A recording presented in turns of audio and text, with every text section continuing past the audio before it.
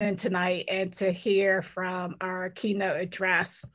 And I got the pleasure of introducing Dr. Melissa Stuckey, who's an assistant professor of African American history at ECSU, a specialist in early 20th century Black activism. She is the author of several magazine and journal articles, including Boley Indian Territory, Exercise and Freedom in an All-Black Town, which was published in 2017 in the Journal of African American History.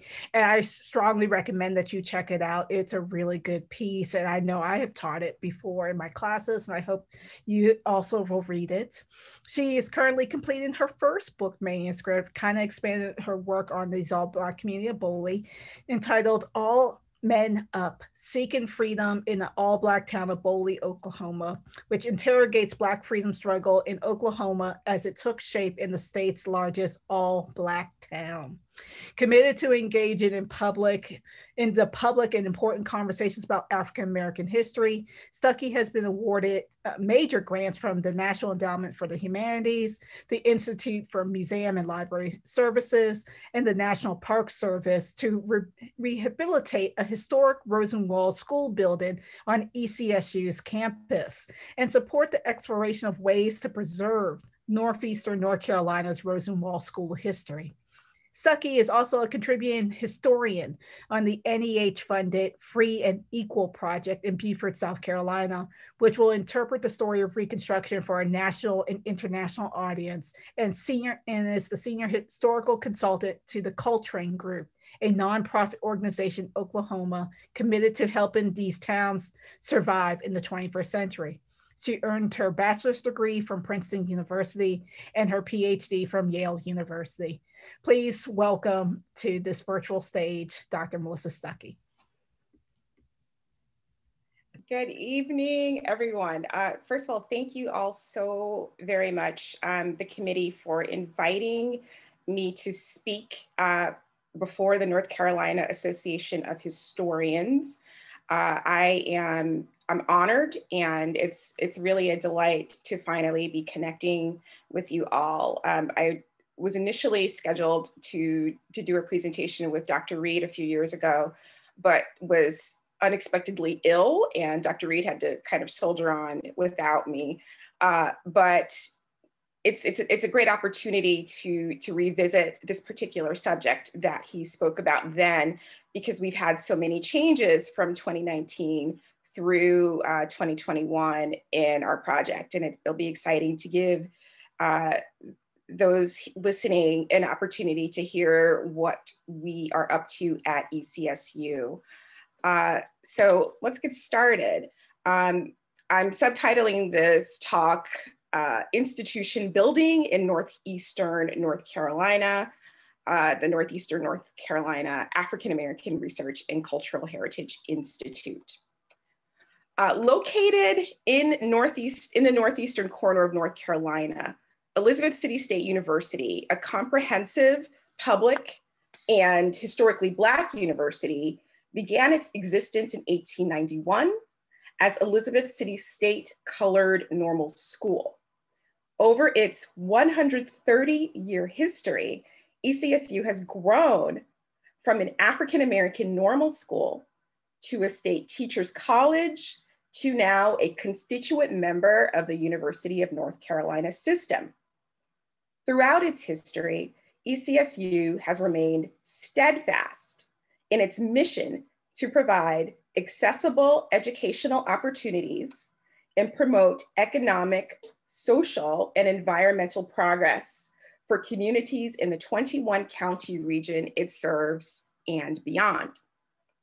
As a historian whose scholarly interests are specifically about late 19th and early 20th century African American institutions, specifically Black towns, I have long been conversant in the importance of historically Black colleges and universities. Nonetheless, I must confess that in spite of having, as a teenager, lived just on the other side of the North Carolina-Virginia border in Virginia Beach, Virginia, my first visit to Elizabeth City and ECSU was in 2017, when I interviewed for my current position. After the formal interview took place, my now colleague, Dr. Chaz Reed, mentioned to me that there was a Rosenwald School on campus and offered to show it to me. Now, I could probably make a little note that I think that that was not a just casual mention. I think that Dr. Reed knew how to lure me and snare me, and he did good. So why did he do good? Well, a brief history of Rosenwald schools. Rosenwald schools were the fruit of a partnership between Northern philanthropist Julius Rosenwald and Booker T. Washington, head of the Tuskegee Institute in Alabama. Recognizing the overwhelming need for better public school facilities for African-American children and the general unwillingness of state and local governments in the South to provide these structures for their African-American constituents, these two men spearheaded an ambitious school building program. Administered by the Rosenwald Fund, this program fostered cooperation between African-American communities eager to invest their money, land, and labor into their children's future, and all white local and state school boards by providing building plans and a portion of the funds necessary for construction. Between 1913 and 1932, 4,997 Rosenwald schools were built across the 14 southern states. These schools were modern. They provided modern, hygienic, and high quality educational facilities to hundreds of thousands of African-American children during the era of segregation. North Carolinians invested heavily in the Rosenwald School program. By the program's end, North Carolina communities had constructed 813 Rosenwald school buildings and related facilities, far more than any other participating state. Further, the 21 counties served by ECSU in Northeastern North Carolina had more than 200 Rosenwald school facilities, the highest concentration in the state. Among the 5 surviving public institutions of higher education established by the state of North Carolina for African Americans in the late 19th and early 20th centuries, ECSU is the only one with an intact Rosenwald school on its campus. Constructed in early 1921, during our state colored normal school period, our Rosenwald School was one of the earliest buildings erected on our modern campus. Along with other early campus buildings, it helped to cement the campus's presence in Elizabeth City and to solidify relationships of mutuality between the institution, the African-American neighborhood surrounding it, the city of Elizabeth City, and the surrounding region.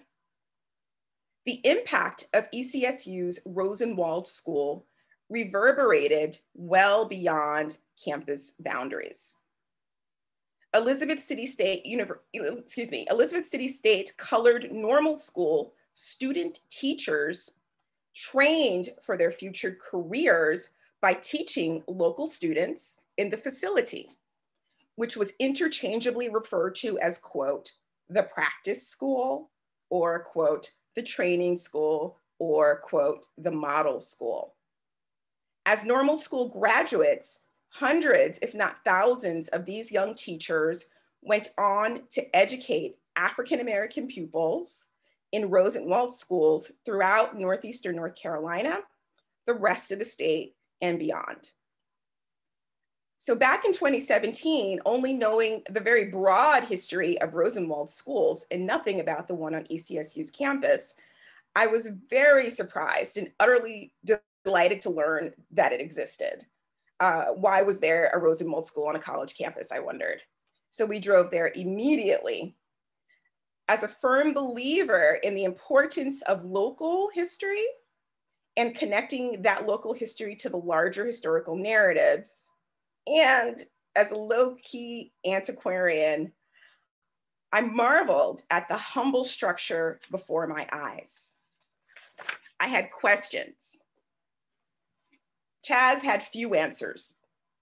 But as is often the case in these circumstances, there was clearly much more to learn about this building's past and the people who used it.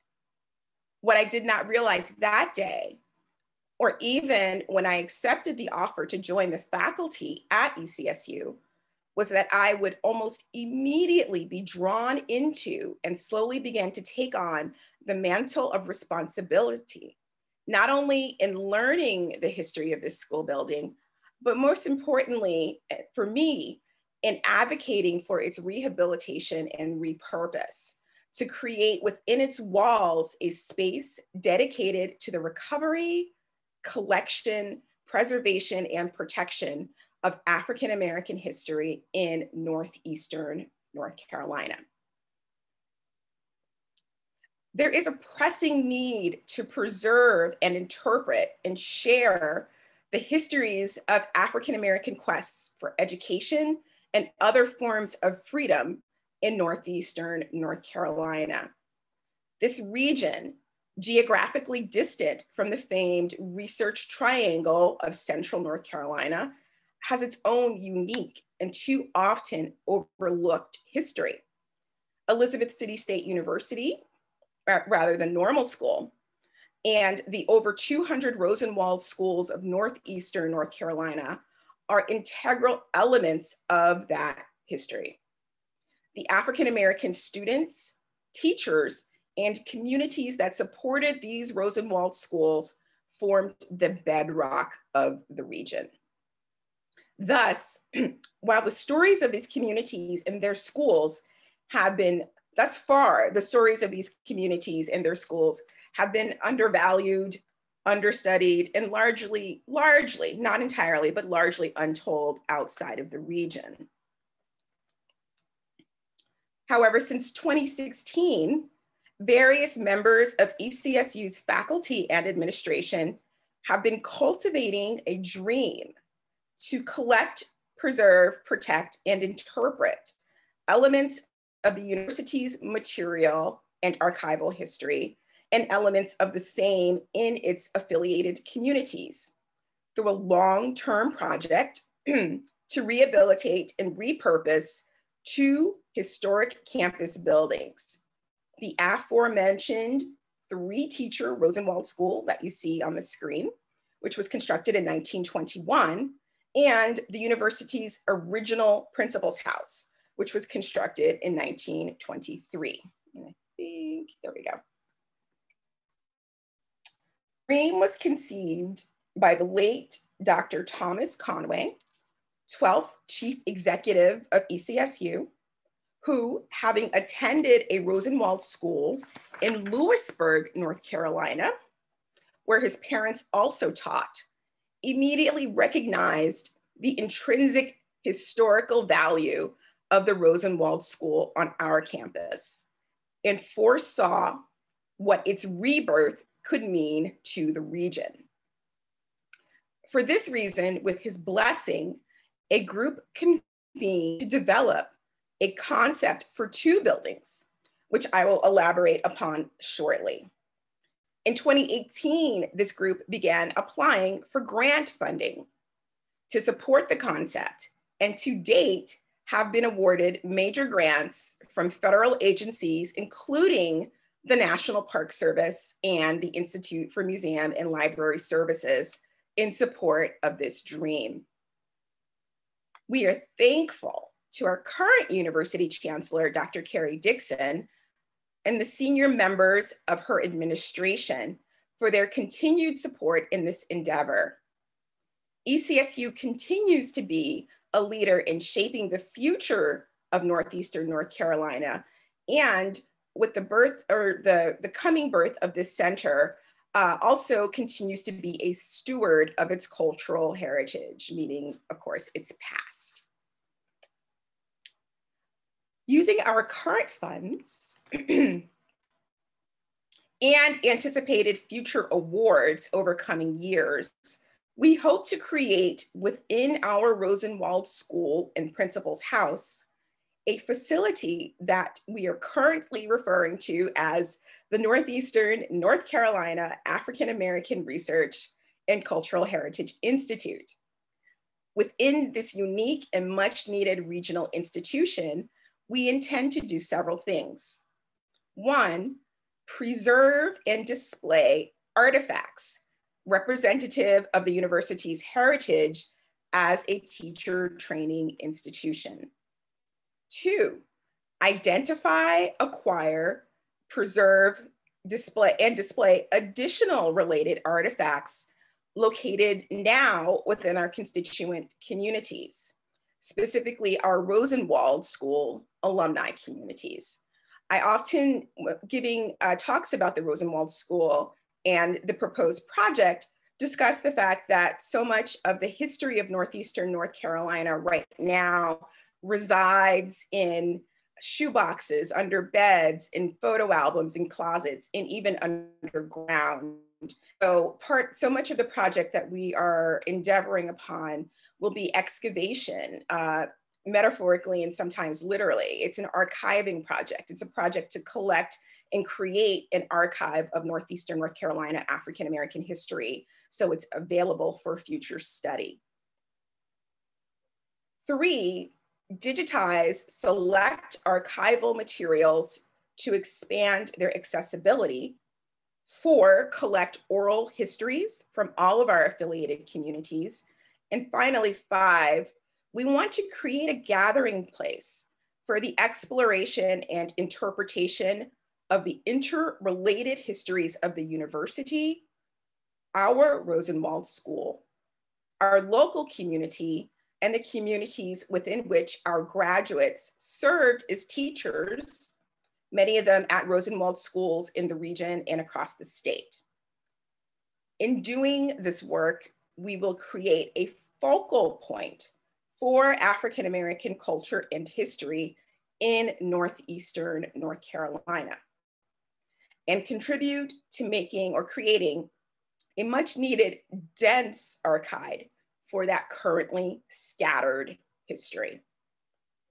In the process of doing so, we hope to deepen and enhance relationships between ECSU and the communities it has touched during its 130-year history, and to can further positively impact the region at large.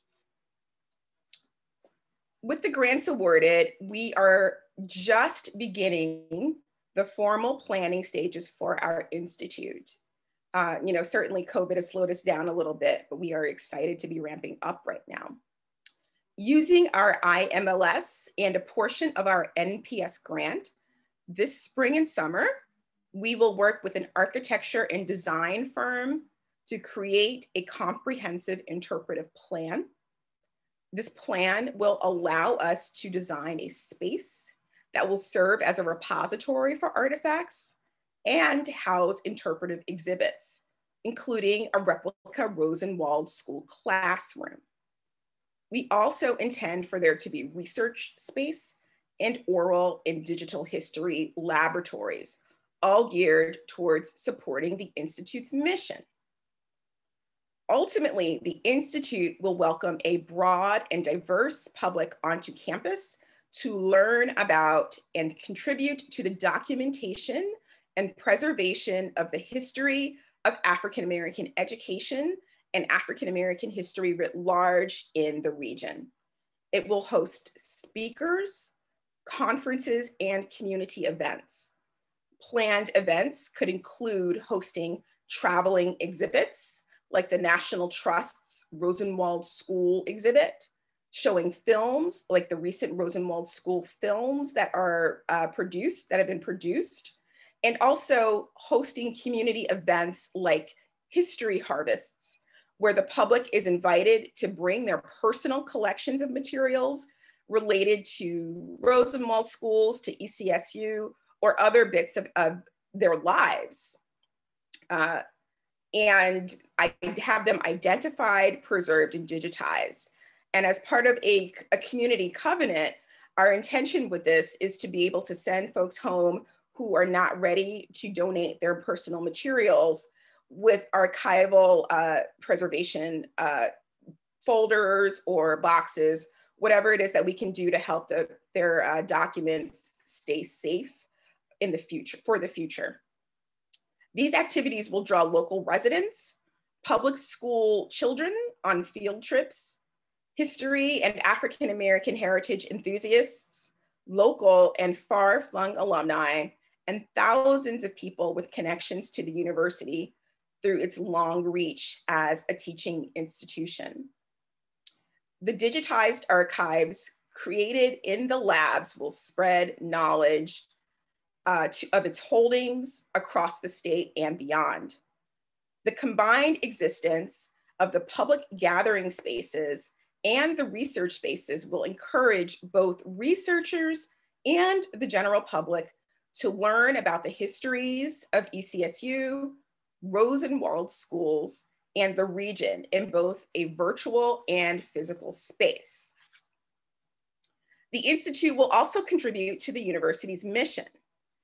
ECSU, as you know, is first, last, and always a teaching institution, and enhancing our students' educational experiences and career training opportunities will be integral to the Institute's mission. ECSU's 2014 to 2019 strategic plan expressed the university's promise to, quote, expand education opportunities through a commitment to student-centered campus and co-curricular activities. In particular, the provision of opportunities for student participation in research and scholarship, the expansion of student participation in the community, and the creation and expansion of programs that enhance student leadership skills inside and outside the classroom. Toward this end, the Institute's resources for research, spaces for experiential learning, and context for study will be of invaluable benefit to students and faculty in the humanities and in other disciplines on campus. The Institute will provide a unique opportunity for interdisciplinary work that combines emergent technologies with humanistic study. This combination of experiences is useful for careers in the public humanities, especially cultural heritage work, public history, a field with federal, state, and private employers seeking people with the right combination of skills and experience. One day, students led by their faculty here will conduct oral history projects that will help to preserve the memories of generations of Rosenwald school teachers and students in danger of being lost to time. Similarly, they will work with community members to collect and preserve objects in danger of being damaged or lost as generations of Rosenwald School alumni pass on. In doing so, these future ECSU students will participate in projects of great and lasting tangible value to their communities and the nation writ large, while also developing skills that will prepare them for careers dedicated to furthering humanities through a diverse set of careers that require experiences in research, writing, digital history, and public history. Cross-campus collaborations will make it possible for the Institute to become a space that can host and inspire classes in history, English, art, music, digital media studies, digital and public history, unmanned aircrafts, we have drones, education, and other disciplines. To date, we have developed a robust group of partners beyond campus. Among the partners most integral to the project have been HistoriCorps and Edgecombe Community College. HistoriCorps is a nationally recognized nonprofit organization that partners with local institutions and communities to preserve and restore historic buildings and structures. The HistoriCorps Institute provides hands-on training in the historic building trades and preservation. Early on, HistoriCorps assisted us in the development of the project budget and scope of work for our grant applications. And in 2022 or 2023, depending on our construction schedule, they will come to campus to repair the front porch of our Rosenwald School building. And I will just give you a peek of what that looks like right now. So this is our front porch, and they will be able to get their hands dirty and get it back to its original beautiful look. Get rid of some of that concrete and metal. The Historic Preservation Technology Program at Edgecombe Community College is the only one of its kind in North Carolina, and one of only 5 such programs in the nation. The program teaches the hands-on skills necessary to repair and restore old buildings in the field. It has experience working with Rosenwald schools in North Carolina. Before the more extensive review of our school by the HistoriCorps staff, Edgecombe's faculty and students did their own survey of the structure and provided a limited assessment of its condition as part of a school project of their own. From their findings, they developed an initial plan for stabilizing the structure. And we hope to find other opportunities to work with the Historic Preservation or Technology Program at Edgecombe as our project continues to develop. We've also worked with the North Carolina State Historic Preservation Office, SHPO, regarding our plans, and will continue to do so.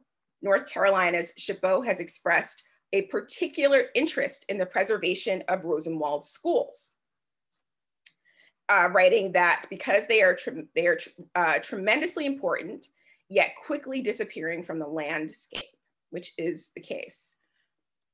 Further, our SHPO regional supervisor and restoration specialists also visited and assessed our Rosenwald school and issued a report on their condition. Finally, we have relationships of mutual support with many institutions and organizations across the region and state. We work closely with the Museum of the Albemarle, which is our regional state museum located in Elizabeth City, the Northeastern North Carolina Underground Railroad Foundation, and the Elizabeth City Area Convention and Visitors Bureau. In recent years, we have also developed a very strong working relationship with the North Carolina African American Heritage Commission. In anticipation of the successful completion of our future institute, the history program has begun to ramp up public programming and outreach to generate conversations and knowledge about our heritage and public history work at the university. We kicked off this academic year by participating in an event that Dr. Hillary Green helped to organize called #WeWantMoreHistory with the Journal of Civil War History. This event drew public attention to lesser known African-American histories of the Civil War and Reconstruction era. And in terms of recorded and published histories of the region, the Civil War era is probably has the strongest footprint in terms of publications.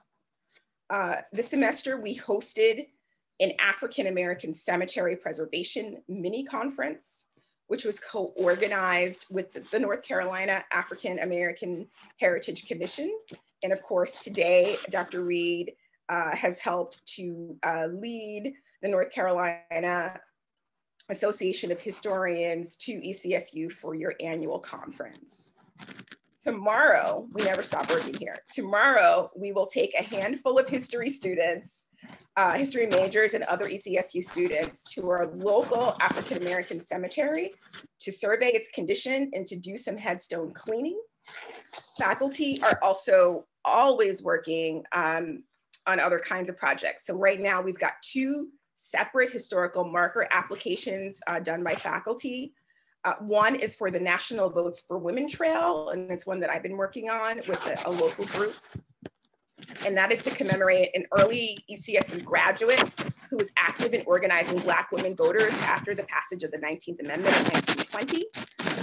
My colleagues, Dr. Tariq and Dr. Bowman, are working on another marker application right now for the National Civil Rights Trail. And this one is to commemorate early 1960s activism of ECSU students to desegregate businesses in our city's downtown shopping area.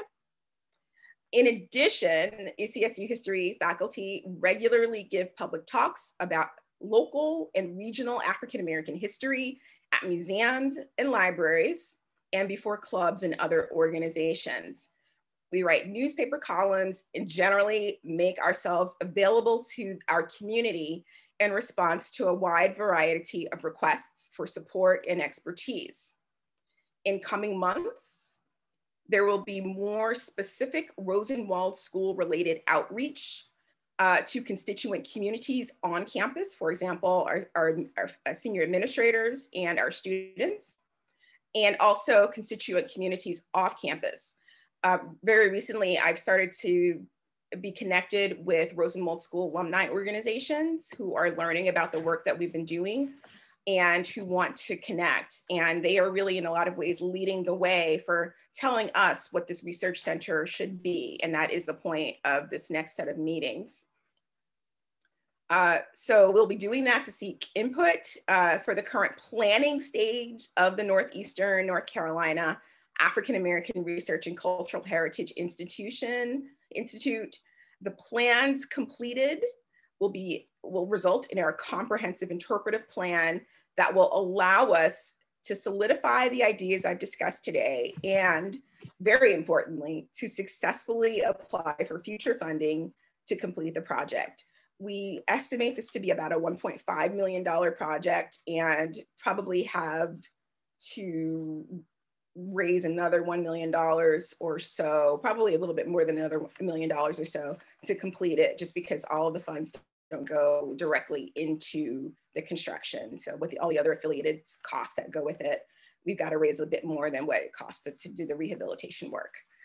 So thank you so much for listening. As you can see on this last slide, it says super long-term vision. In the 1950s, the Rosenwald School was moved from its original location, which was next door to the principal's house.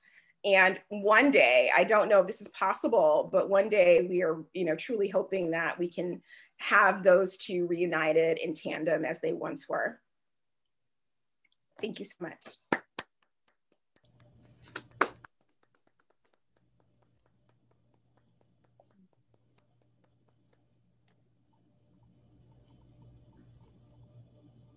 Hi, so as we are coming back on, one, if you have questions, please put them in the chat and then I'll try to go, but I think we're gonna be small enough. If you do the raise hand feature, I can also see that way too to ask your questions. But I wanna start off with a question of my own to our speaker, and it really draws on something that you mentioned in your presentation, how Northeast North Carolina has this rich history that hasn't been told.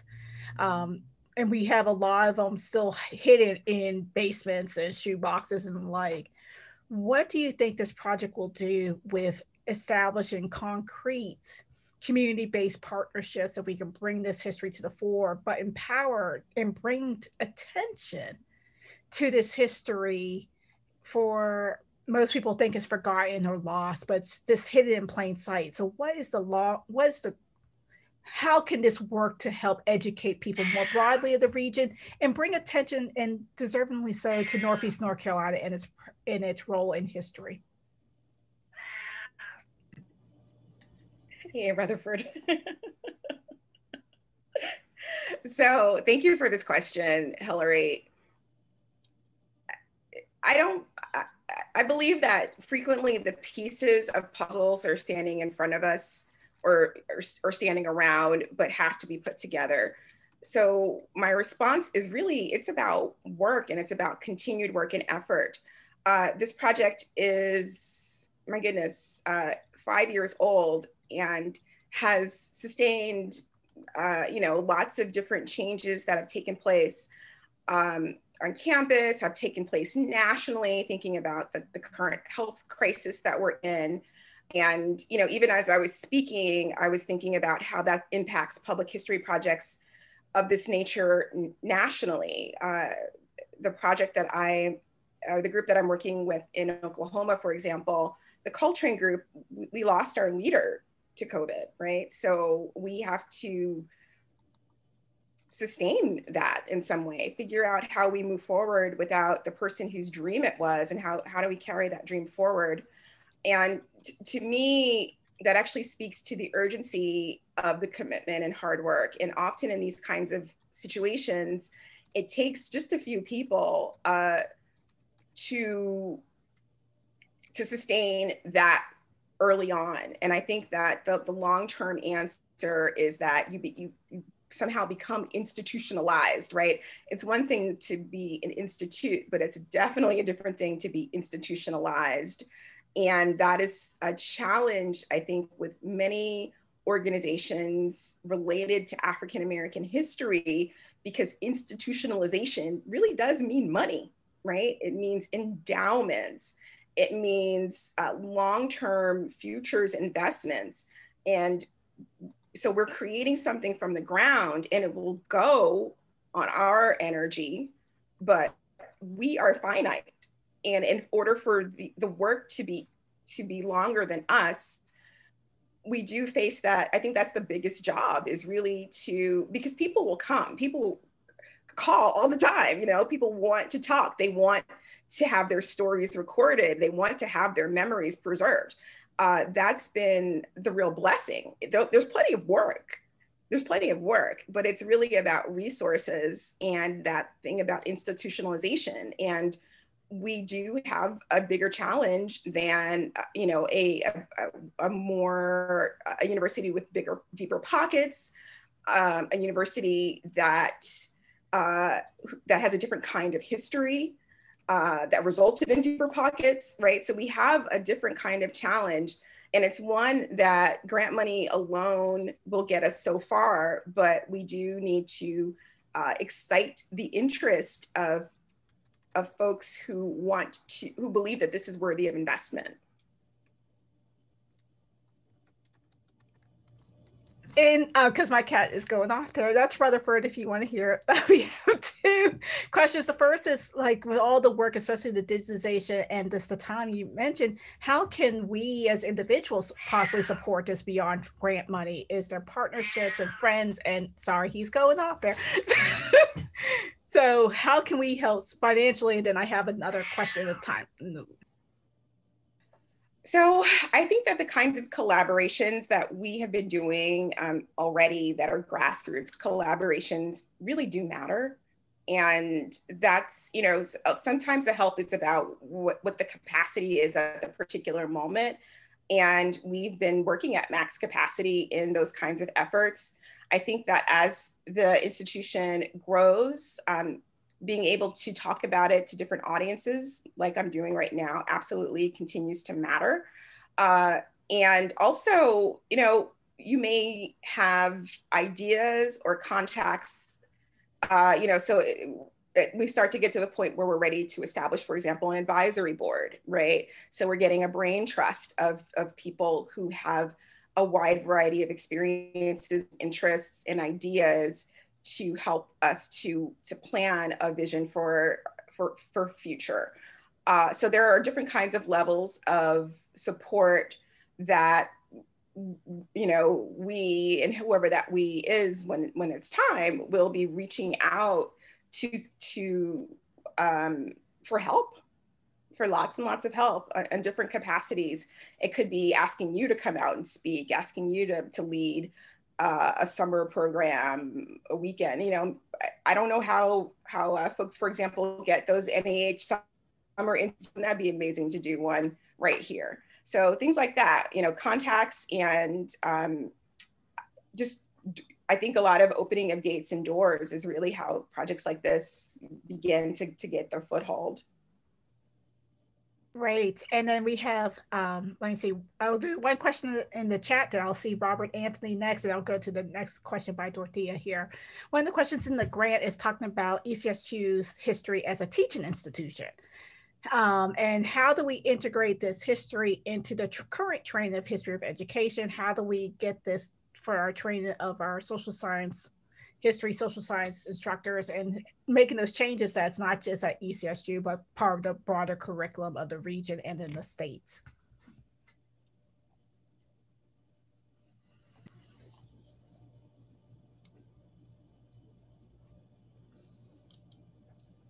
Oops. Melissa, are you there still? Did we lose her? Yeah, no, I'm here. Can you see me? Oh, yes. I'm sorry. I was also reading the question so I could make sure I could.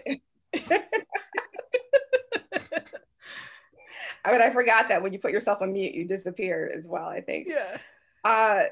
You know, that's a great question. I mean, I think that on the college level, we're talking about history of education classes. We're talking about incorporating some of these histories into our state history courses. For example, on our campus, we teach North Carolina African American history. And in fact, one of our colleagues, Dr. Glenn Bowman, will soon be teaching a African American education course, so even more drilled down. Spaces like this exist, right? There are other Rosenwald schools and other historic schools that younger students can go to on school trips. So look for those in your community.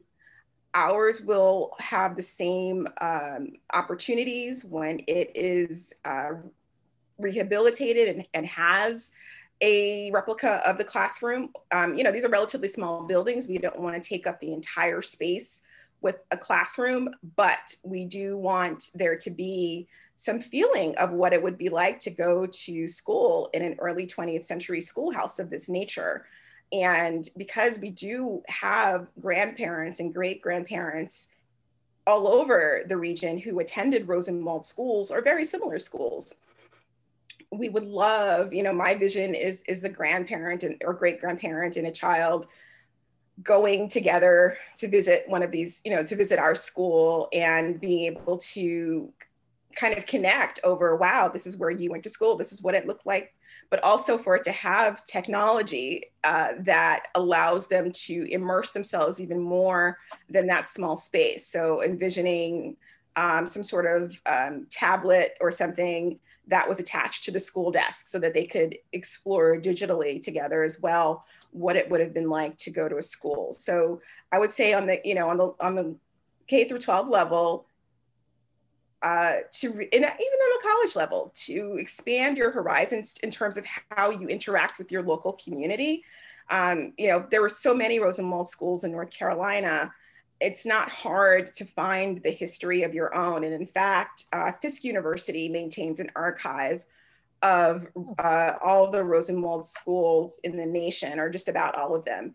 And it's very easy to search, and you can use that to identify the Rosenwald schools that were in your county, your home county, wherever you lived in the South. So there are ways to just incorporate little bits, right? You don't have to do a lot. You don't have to do a whole lesson or a whole week or a whole semester, but there are ways to incorporate little bits of this history to raise awareness to the landscape around us, which is constantly changing, but still also shows markers of the past if we know where to look, and if we're not looking at our phones, but, you know, looking around. Yes. Yeah. All right. So Robert Anthony, and then Dorothy, I'll have you ask your question about the Watauga School. Sure. Okay. I am more librarian than historian, but I'm enjoying this very much.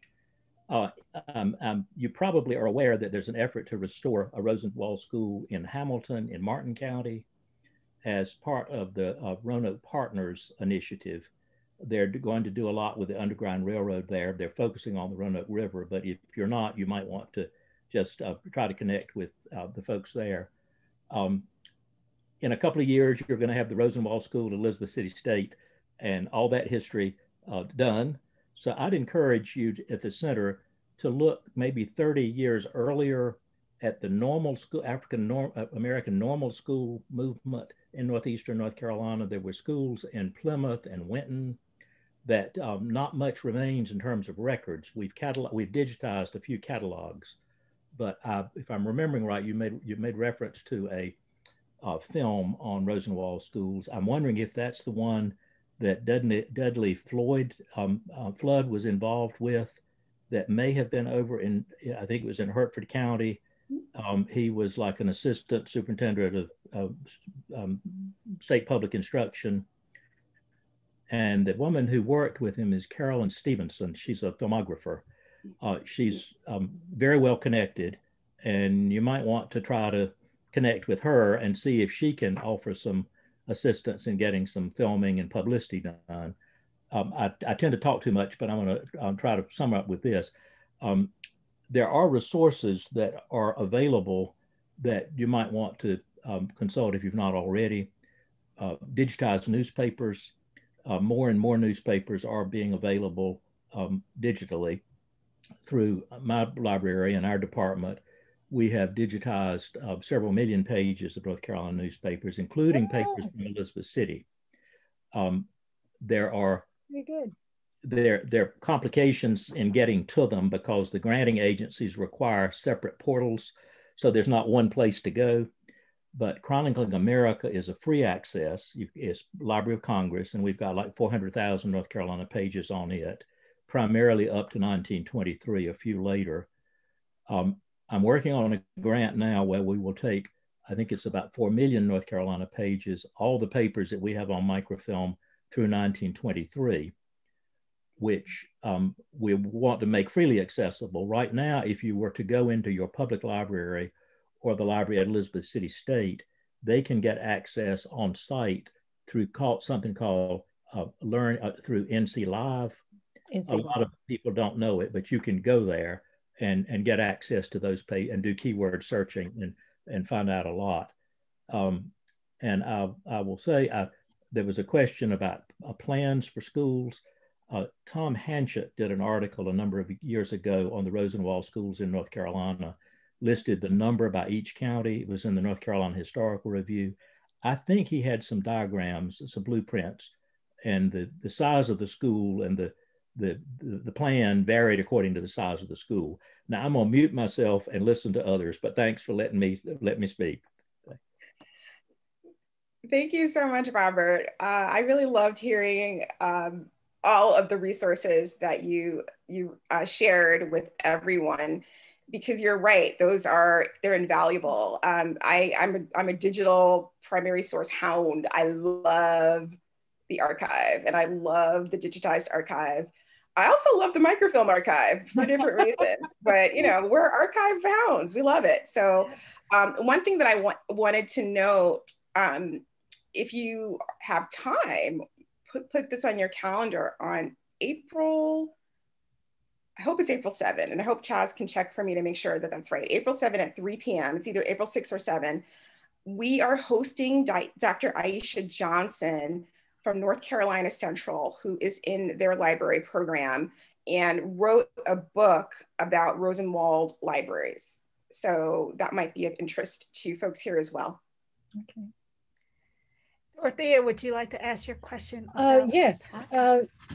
Your focus is on the northeastern corner of North Carolina, but at Appalachian State, it started out in very much the same way as ECSU. It started out as Watauga College or Watauga School, and then evolved over the years to a normal school, to a teachers college, and then to a comprehensive university, to Appalachian State University, like ECSU moved into a comprehensive university.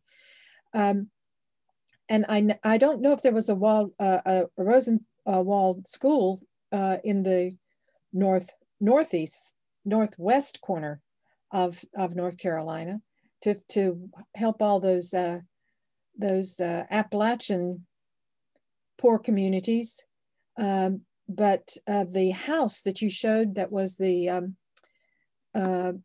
principal's house, looks suspiciously like the same building plan as the house that was for the first principals of the Watauga School.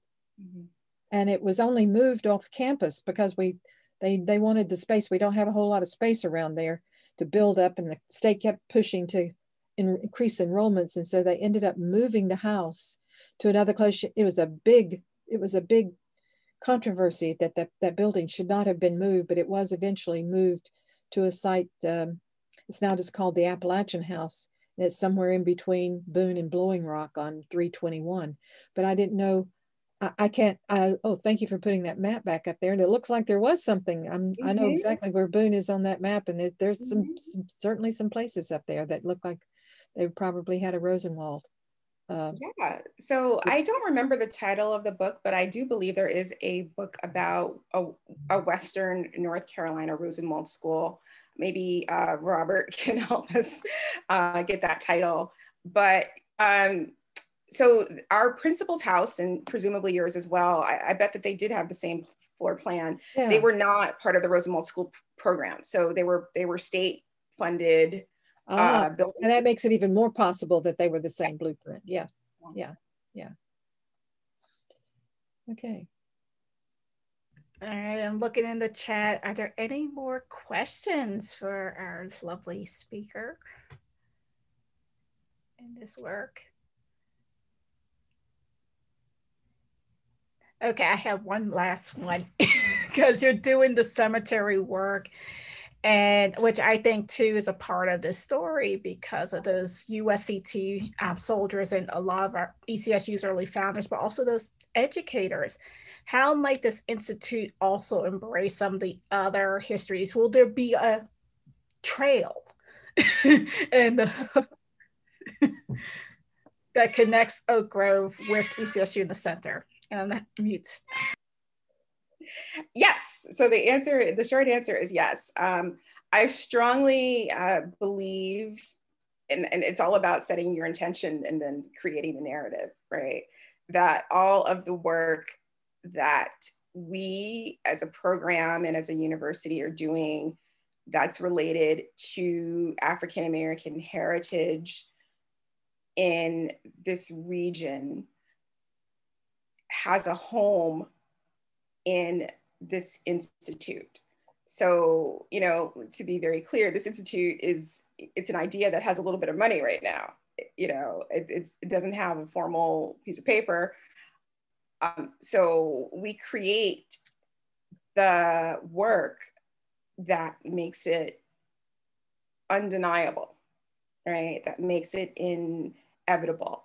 And it's the sustained work, the sustained vision. So yeah, the cemetery work was not, when we did the We Want History project in the fall, I already knew about the USCT people, veterans who were buried there. And we had an idea about the cemetery preservation workshop, but we hadn't formed the entirety of the program. And when it came time to form the entirety of the program and to do a practicum, and I visited Old Oak Grove, and I just realized how massive the space is and how, in order to have a sense of accomplishment, we needed to focus.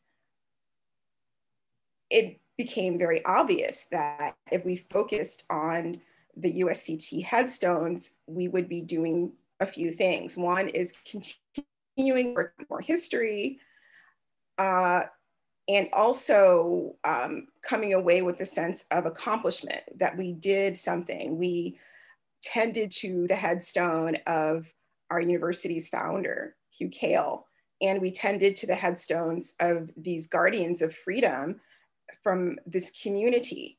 And then in addition to that, the conference was brought in so many people. I haven't had time yet to go through the recorded chat and identify all the people who want to connect, right? So that is some of the work. And those are going to be people who have longer histories here, more than just an interest, have longer histories. And there's no question to me that some of that will include Rosenwald School. So to me, this Rosenwald School on our campus is a hub. It's a gathering space so that we can collectively determine our priorities as a community and and how to document and save our history and preserve our history. So like I said, people are starting to reach out to me or stop me on campus and say, you know, my dad attended the Rosenwald School in South Mills, and I just learned that there's still a surviving teacher from that South Mills Rosenwald School. Wow, okay. Yeah, so one last question. I think you kind of get to the oral histories and you mentioned, can you briefly explain what is a history harvest? And then as our last question, because I know what they are, but I think it's an important technique to what's essential to your project. Okay, so first of all, I don't like the word. Let's be clear. I don't like the word, but it is a quote, so I quoted it. It's an event, and they were done in advance of the opening of the National Museum of African American History, and are done in lots of places where a group of experts are assembled, almost like Antique Roadshow, right? Except we're not valuing for money, but more so for helping people to understand what their documents are, to digitize them, and then to send them in in protective materials, so protective folders or envelopes and things. So it's a community event, and it's one that creates buzz, it creates excitement. It's there, you know, so those are ways to learn what materials the community has, to develop relationships with people, get permissions to digitize and to share, maybe even get donations. You know, folks have, you know, say there's all this stuff and I just can't deal with grandma stuff anymore. You know, that's what happens. We harvest the primary sources that are in the community. Thank you so much. And I know a couple of years back, the Museum of the Albemarle, before I left, did one of these. It's one of those good community building things. I think you're already doing it on the ground and doing such amazing work. So I want to have everyone in the audience give a round of applause for our speaker and delivering some much necessary food for thought on this Friday evening of our conference. So thank you so much, Melissa. Thank you. Thank you very much. Fascinating. Very good. Thank you very much. Appreciate you all very much for listening. Thank you. So our new president, or Jim, would you like to conclude? Okay, well, is our new president available? Okay. Well, I was just once again extend my great thanks to everyone for their work in the meeting, and we certainly consider the presentation to be shall we say, a very appropriate conclusion to what has been a very good meeting. So we proved we could do it. So that's the main thing. We proved we could do it. So thanks again very much, Melissa, for your presentation. Thanks to all for your participation. I'm very pleased to see the level of participation that we had throughout the meeting. So once again, everybody,